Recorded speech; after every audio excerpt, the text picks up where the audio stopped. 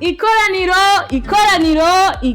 kaminuza ry'indongozi z'abarundi bose baba mu ntara zitandukanye za leta zunze ubumwe za Amerika bahurukiye mu runani rukaba n'ishirahamwe ry'abarundi bose baba muri Amerika BDUSA Burundian Diaspora in USA. Woba uri umurundi aba muri leta zunze ubumwe za Amerika, woba unyotewe ubumwe, imigambi, ibikorwa by'iterambere mu Barundi, woba ushaka guterera umuganda muri BDUSA, woba ubona ibyo hinyanyurwa mu mategeko agenga BDUSA, woba wifuza kazoza keza k'abana bawe n'umuryango wawe. Nimba ufite ico woterera, egera indongozi za BDUSA mu ntara yawe ubatekerere iyo migambi n'ivyiyumviro vyawe kugira bazoze babizanye mu ikoraniro kaminuza rizohuza indongozi zose za BDUSA mu ntara zitandukanye hamwe n'indongozi za BDUSA ku rwego rw'igihugu. Iryo koraniro rizobera mu ntara ya Ohio, neza na neza mu gisagara ca Dayton, rikazomara iminsi 3 kuva kuwa gatanu igenekerezo rya gatatu nzero gushika kuw'Imana igenekerezo rya gatanu nzero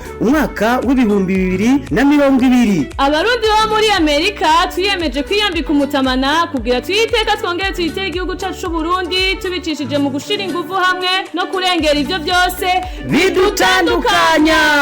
Nimba mugomba kumenya byinshi kubijanye n'iri koraniro, twandikire kuri burundiusa@gmail.com. Muri BDUSA byose birashoboka. Ego birashoboka. Sagamba BDUSA.